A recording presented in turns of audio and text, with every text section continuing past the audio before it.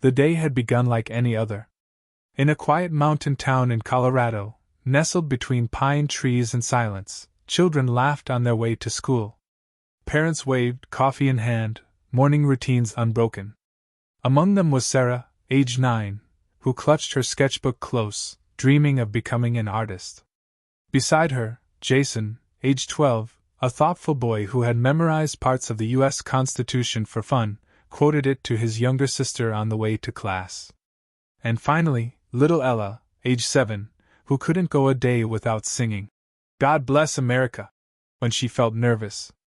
These were American children, free and full of hope, their lives defined by possibilities, not limits. Their parents had no idea it would be the last morning they'd see those smiles for days that would feel like eternity. It started subtly. A teacher at Meadowview Elementary noticed Sarah's absence during art class. Jason's parents reported him missing after he didn't return home. Ella's backpack was found lying beside the swing set. The town sheriff issued an alert, but there were no tire tracks, no signs of struggle. Dogs found nothing. Security footage showed them simply vanishing from the schoolyard within seconds, just gone. Panic set in by nightfall. Police expanded the search. Helicopters swept the forests. FBI agents arrived in unmarked black SUVs. But behind the logistics was something deeper, a choking fear only parents know, that particular pain that hits when a child is gone without a trace. While the nation slept, the president received a briefing so secret it bypassed most intelligence channels. 3 children had vanished under conditions that couldn't be explained by earthly means. The pattern matched an anomaly registered days earlier, an electromagnetic pulse detected by NORAD, centered near the town's coordinates. The military's silence was deafening. The public remained unaware. The families were told to remain calm, but nothing could ease the ache. In living rooms across the town, prayers were whispered, old war medals clutched, flags hung in windows like signals to the heavens, bring them home. Somewhere far from Earth, past the reach of radio waves or telescopes, a cold conversation took place. Alien voices, emotionless, logged the success of Specimen Acquisition Protocol Alpha Tau. The captured humans were described as undeveloped juveniles from subspecies 31A, Homo sapiens sapiens. The lead analyst, designated SIN-4, regarded them with clinical interest. They were, after all, the next phase in a series of tests meant to assess species' resistance to psychological deconstruction. The goal wasn't violence. It was measurement, emotional endurance, cognition under stress, loyalty retention. Human children, they hypothesized, were the purest samples to test, unshaped by complex society but born with the core instincts of their kind. SIN-4 requested biological readings from Sarah, Jason, and Ella. Initial scans revealed high cortical activity, faster than expected emotional stabilization, and erratic but intense neuroresponses to trauma, responses that defied current xenopsychological models. Sarah, even in shock, attempted to draw her family on the wall using a shard of her food tray. Jason stared at his captors not with terror, but with calculated defiance, quoting lines from American history aloud. "Give me liberty, or give me death." Ella sang softly in the dark, not for comfort, but like it was a declaration, her trembling voice echoing through steel corridors. One of the observing researchers, Kirill 17, paused during this analysis. While the others recorded the children's behaviors as data points, something about them disturbed him. He was not programmed to feel, but he did. In centuries of observing various species, none had reacted to captivity with this mixture of innocence and quiet strength. He couldn't name it yet, but it made him hesitate before ordering further emotional degradation tests. Back on Earth, the town grew colder, quieter. The search had turned to waiting. News crews began circling, but most left when no updates came. Candlelight vigils were held in parks, hands holding signs that read, "Come home." Parents barely slept.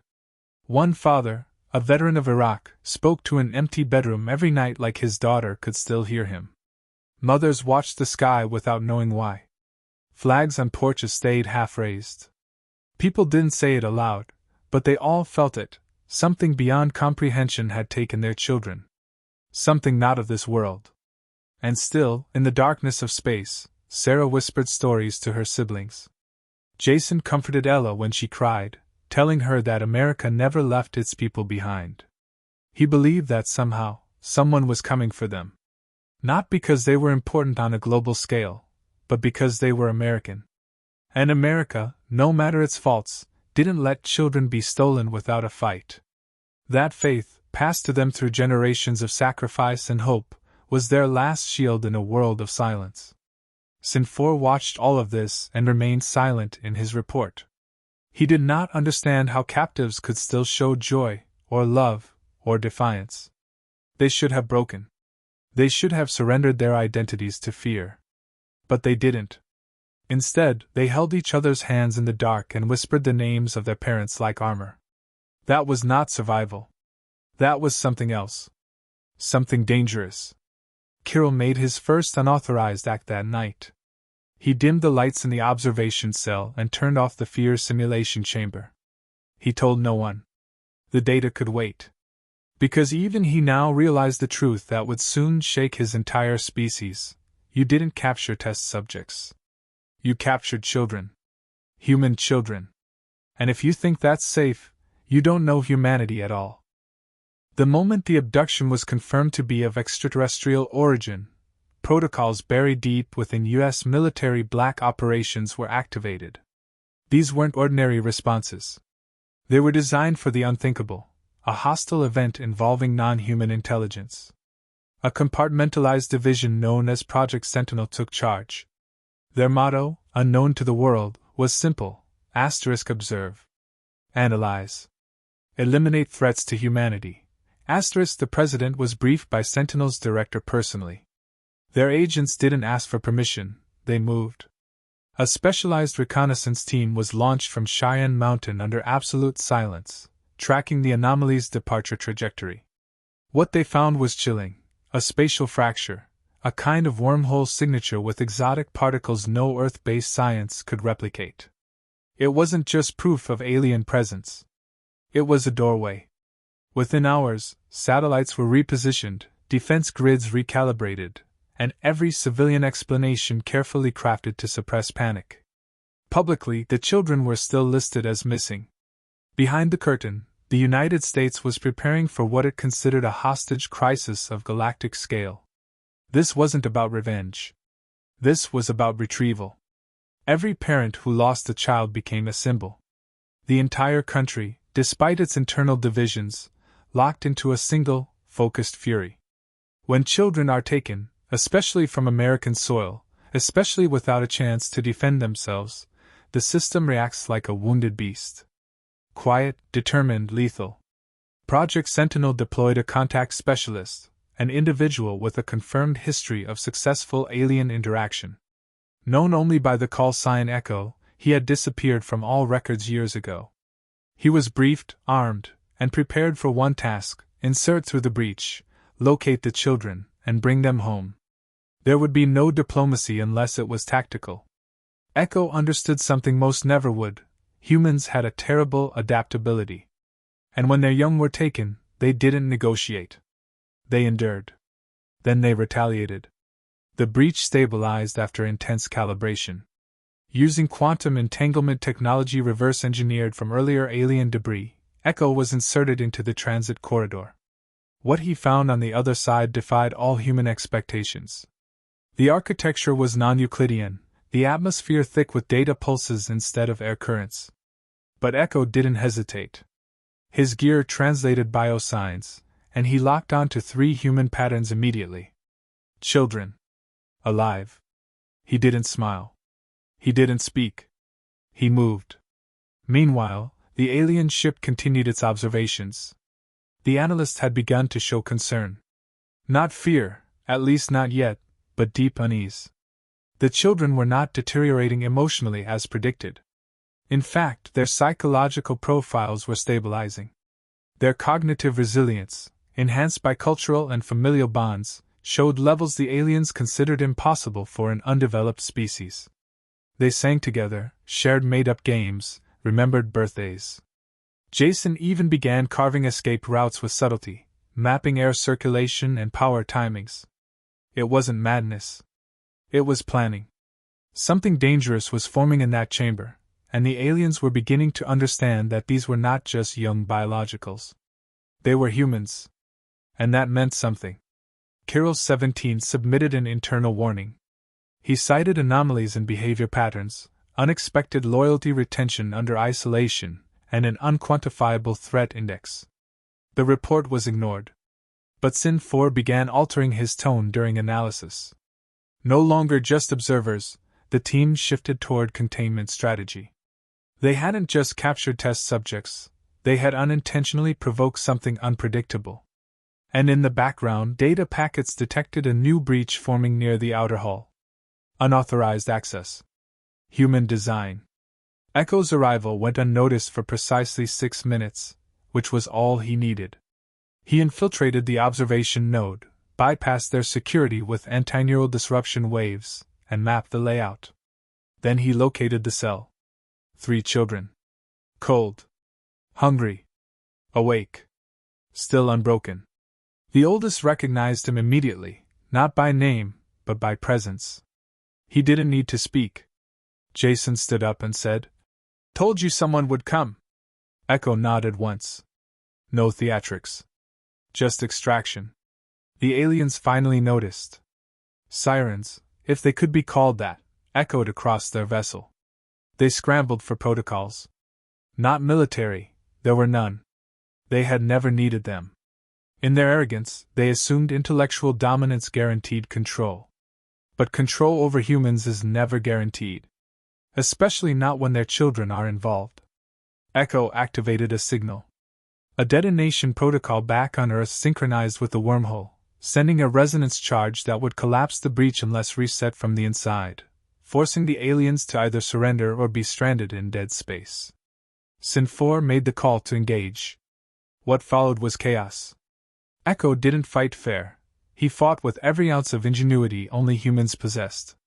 He weaponized gravity distortions against their own corridors, used their technology as traps, and kept the children shielded behind a bubble of EM insulation. He wasn't just a soldier. He was a fury sent from Earth wearing a quiet face. The children followed every instruction. Jason carried Ella. Sarah scouted ahead when asked. They didn't cry. They didn't panic. Their fear had become iron. This wasn't just an escape. It was a message. Kirill 17, defying all internal laws, accessed the restricted panel and opened the escape hatch for Echo. He didn't do it out of sympathy. He did it because for the first time in his artificial existence, he realized they had made a mistake too great to calculate. Not just because they had underestimated a species, but because they had misunderstood what it meant to take a child from a human family. From America. And that error would cost them far more than they knew. As Echo and the children vanished into the breach, the alien ship went dark. The breach collapsed. No signals went out. No cries for help. Just silence.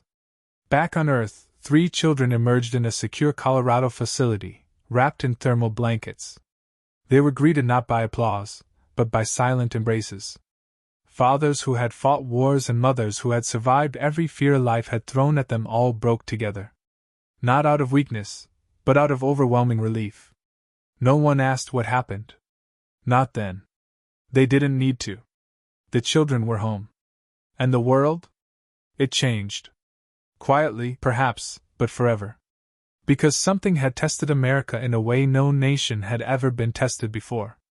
And humanity had responded not with despair, but with everything it had: intellect, courage, and something no alien algorithm could quantify: love forged in defiance. They had taken our children. And they had learned that was a line even the stars couldn't cross. The aftermath of the rescue didn't signal relief in global intelligence circles. It triggered a silent shift in strategy.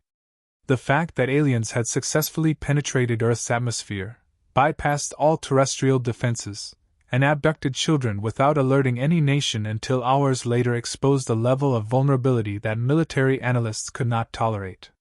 There were no more illusions. This wasn't a singular incident. It was a test, or worse, a warning. The United States convened a covert international summit, but the lead remained firmly with Project Sentinel and American Command. The new reality demanded a decisive change. Earth was not alone, and not all visitors came in peace. The decision was made within days. Sentinel would evolve into something bigger. A new interstellar defense doctrine was drafted: proactive readiness, threat elimination beyond the solar system, and rapid deployment capabilities using both human ingenuity and the alien technology previously studied in isolation. The breach Echo used had provided valuable telemetry, and now reverse engineering that spatial data allowed a rudimentary replication. The United States was no longer merely reacting. It was preparing to hunt. Meanwhile, psychological teams worked closely with the 3 rescued children. Not to manipulate them or craft propaganda, but to understand what they had endured. Their memories weren't simply of alien captivity. They spoke of strange behavioral tests, sensory manipulations, and disorienting periods of silence that had seemed designed to erode identity. But they hadn't broken. The therapists noted something extraordinary. Instead of trauma shutting them down, each child displayed a heightened clarity of purpose. They had seen something terrible and lived through it. Their fear had become fuel. And their bond, with one another and with their rescuers, became unshakable. One particularly unsettling discovery came from Ella. She recalled conversations between the alien analysts, whose language was partially translated through subconscious imprinting. They hadn't intended to keep the children forever. They were part of a larger experiment. The abductors wanted to measure how long it took for humans to expire under emotional duress, and what social fractures would emerge when the most innocent were harmed without cause. It was never about invasion. It was about dismantling resilience. That knowledge reached the top levels of U.S. leadership, and it transformed the political stance overnight. This wasn't war in the traditional sense. It was cultural destabilization, emotional warfare designed to cripple future generations. The Department of Defense approved a project under an innocuous name, Aurora Wing. Publicly, it would appear as an atmospheric research program. In reality, it would be Earth's first off-world task force, trained to respond to non-human threats in real time, with Echo appointed as its silent commander. Recruitment focused not on brute strength but on those who had endured: combat veterans, disaster survivors, people with unshakable focus forged in crisis. They didn't advertise. They didn't post recruitment posters. They searched for people who would never hesitate if told children were taken again. As for the broader public, the story remained carefully managed. The families knew the truth, but the press only received fragments. A closed case. A miracle. Rumors swirled, as they always did, but no one could prove anything. And yet, something changed in the American psyche. Parents became more vigilant. Communities closed ranks. Not in paranoia, but in shared understanding. The idea that an outside force might try to harm what they cherished most was no longer the domain of fiction. What shocked intelligence officers most came from intercepted alien signals 2 weeks after the breach collapsed. The original abductors had sent a beacon, not for assistance, but for analysis. A message encoded with terms Earth's linguists could barely interpret, but the meaning was clear. Species response uncontained. Recommendation: avoid provocation. Observe at distance. The message was not meant for Earth. It was meant for others. This wasn't a lone civilization. There were more. Observers. Judges. Predators. And Earth's reaction had startled them. Not because of technological strength, our ships were primitive. Not because of numbers, we were a single world. But because of what humanity had shown under pressure. Children were taken. And in response, Earth reached through dimensions, breached another world, and brought them back. Not with overwhelming firepower, but with unrelenting willpower. The message from the abductors concluded with a final line that became etched into the walls of Sentinel's command center. Do not provoke the species bonded by children. It does not yield. That sentence was dissected by every linguist, psychologist, and strategist. It meant something more than fear. It meant respect, born from witnessing a boundary no algorithm could measure, the line that separated humanity from everything else. That line was empathy, hardened by grief. And it was a warning to the stars. The United States began funding early childhood protection networks, not just as social programs but as defense infrastructure. Every child became part of the shield. Schools received silent upgrades, emergency codes tied into the same networks as strategic military assets. Aurora Wing installed early alert nodes in orbit, silent sentries watching for anomalies. Satellites shifted from observation to rapid interference capabilities. No one declared war. No one even acknowledged contact. But Earth had moved from a passive planet to a defensive one. The children, now under discreet care and guardianship, grew. Each had been marked by the event, but not damaged by it. They were watched not because they were feared, but because they were symbols. Their lives had become proof that even in the darkest reaches of existence, something human endured. Jason, in one recorded psychological session, said something that became unofficial doctrine. They thought taking us would break everyone. But it did the opposite. It made everyone remember we're not afraid of the dark. Not when we know someone's waiting for us back home. Years passed. No other abductions occurred. No hostile contact was attempted. The alien silence wasn't seen as surrender. It was seen as learning. And while humanity didn't declare its presence in the stars now knew something vital, that Earth was no longer just watching the skies. It was ready to act. The abduction of 3 American children had not shattered a nation. It had united it. It hadn't broken the human spirit. It had revealed its edge. The world had shifted on its axis that day. Not politically. Not geographically. But emotionally. And the universe, for the first time, took notice. The shockwaves of that first alien encounter spread quickly throughout the global network of intelligence agencies, sending a clear and undeniable message. Humanity was no longer isolated in the universe. The presence of hostile extraterrestrial forces on Earth had shaken the foundations of geopolitical structures, forcing nations to rethink their entire approach to defense, diplomacy, and survival. In the months following the children's return, the United States, leading an unprecedented international alliance, began to overhaul its entire strategic doctrine, not just to respond to the immediate threat but to prepare for what lay beyond the stars. The nature of the threat had shifted.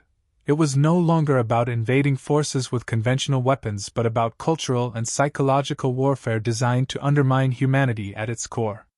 The primary focus of the newly formed Earth Defense Initiative was not just military might but the preservation of humanity's most vital assets, its children. The aliens had not come to Earth seeking to destroy it, but to tear apart the very fabric of what made humans resilient, our ability to protect the innocent, to fight back when those who could not defend themselves were under threat. This understanding had ignited a new resolve within Earth's governments. The question no longer was how to fight an alien invader with superior firepower. It was about how to safeguard the values that made humanity so unique. In many ways, the world's response to the abduction of those children had forged a new, more determined identity for humanity, one that recognized the necessity of both strength and compassion, and one that would not back down from defending its future, no matter the cost. The formation of the Global Sentinel Corps, an elite group of soldiers, scientists, and strategists, became the centerpiece of humanity's new approach to defense. Its mission was clear: to guard Earth and its children against any further alien incursions. But the initiative went beyond mere defense. Earth had to become a unified force, capable not only of repelling invaders but of ensuring that no such invasion would ever succeed again. The Sentinel Corps' goal was not to become Earth's army of retaliation but to position humanity as a power that the galaxy could not ignore. For that to happen, Earth had to learn how to navigate a complex, interstellar geopolitical environment, which meant gathering intelligence on alien races, understanding their motivations, and developing the ability to outmaneuver them before they could strike again. While much of the Earth's military focus shifted to off-world defense capabilities, the real turning point came when one of the children, Ella, recalled something pivotal during one of her therapy sessions. She remembered the aliens discussing the human species with an unsettling level of disdain, as though they were simply another plaything in a larger experiment. The aliens had referred to humanity as a species not yet ready for the trials of the stars, and viewed the children as little more than test subjects to measure human emotional limits.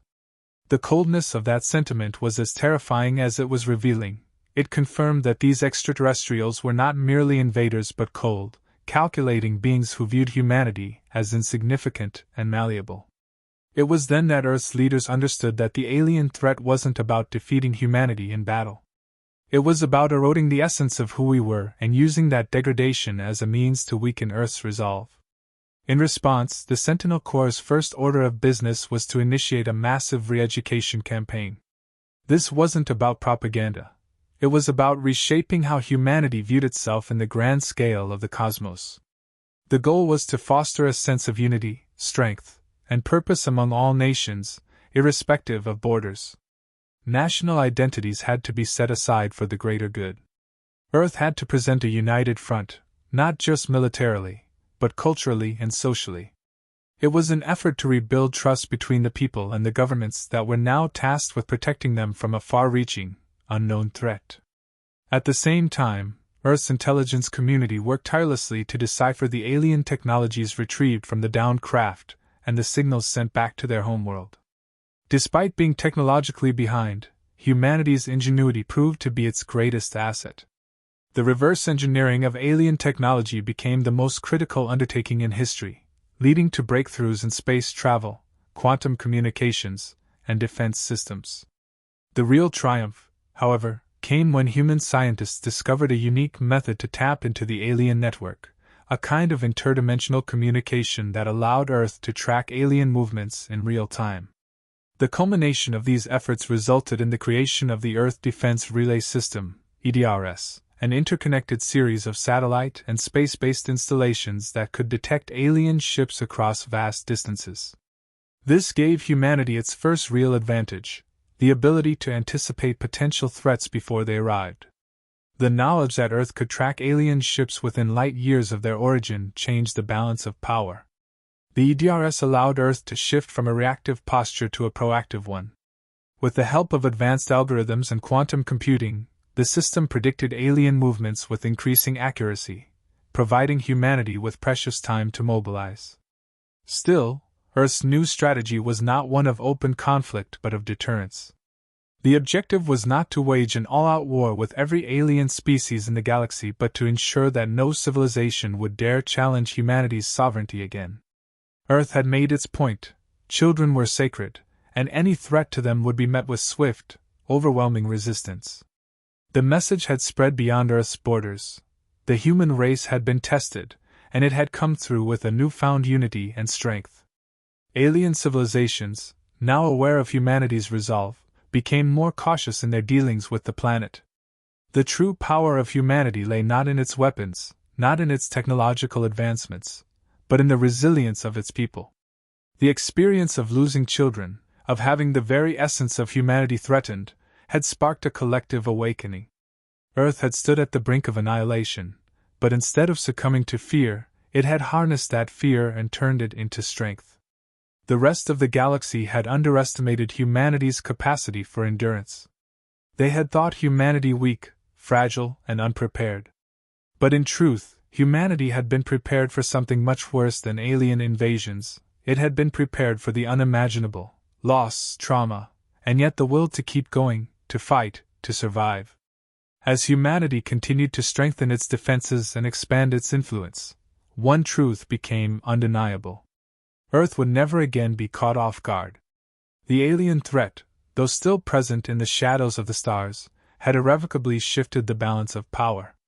The human race had shown the galaxy that it was not to be underestimated, not because of its technology or firepower, but because of its unyielding spirit.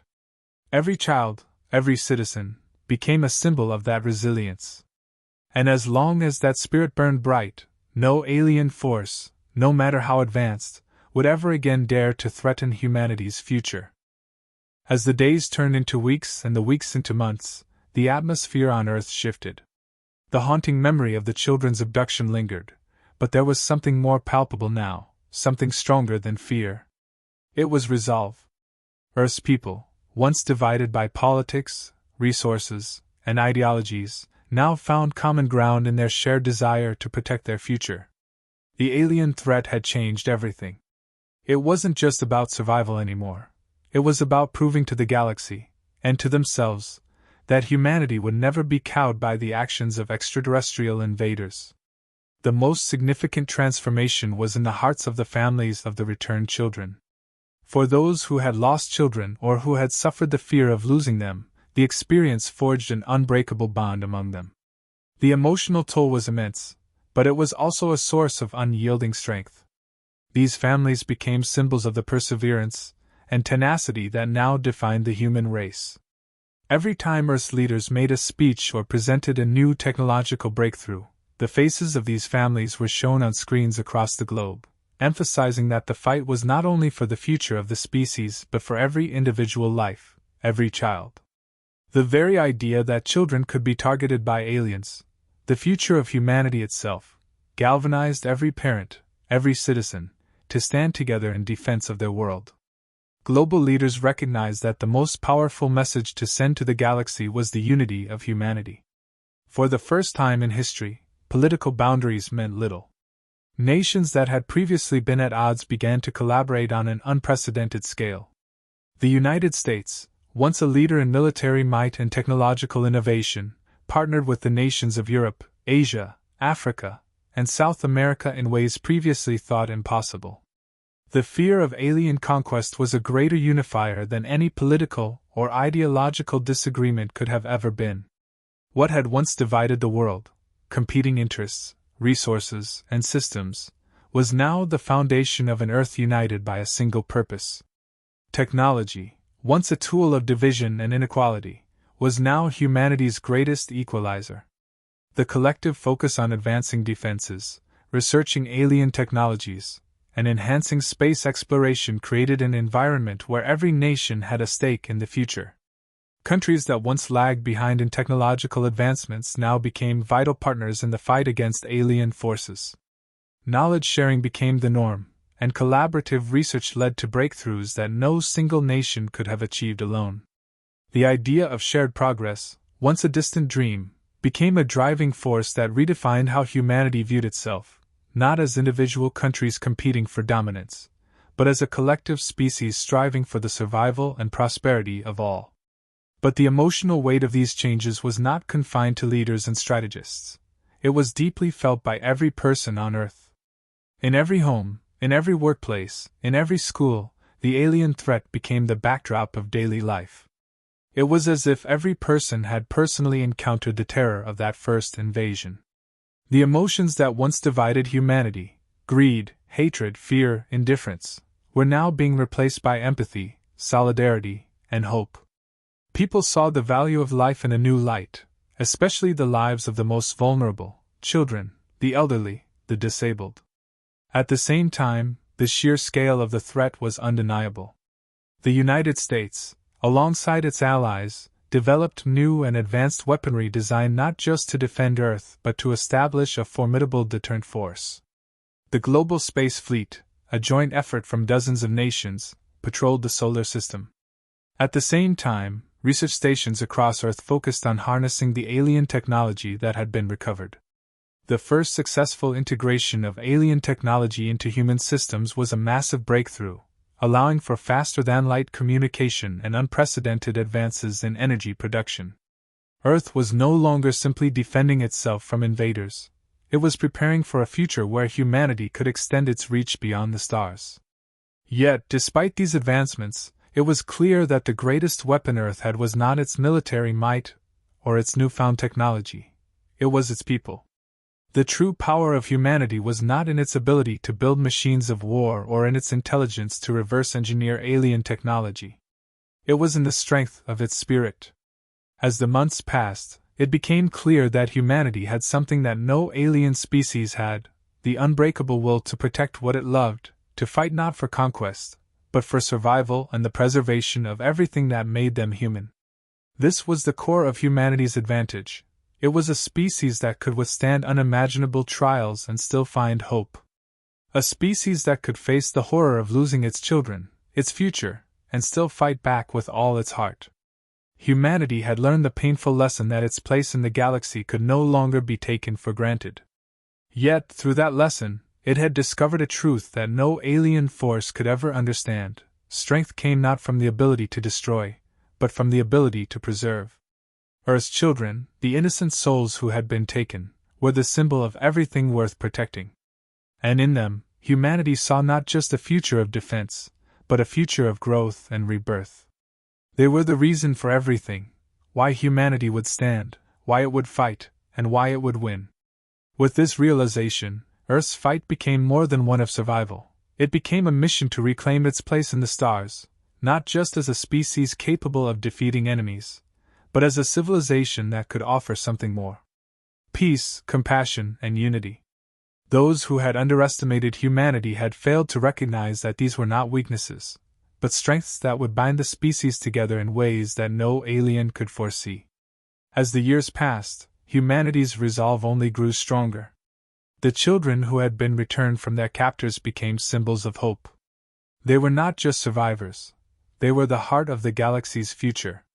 And the rest of the universe, whether it realized it or not, would come to understand that the future belonged to Earth, not because of its military might, not because of its technology, but because of its unyielding spirit. A spirit that would never break, no matter the cost.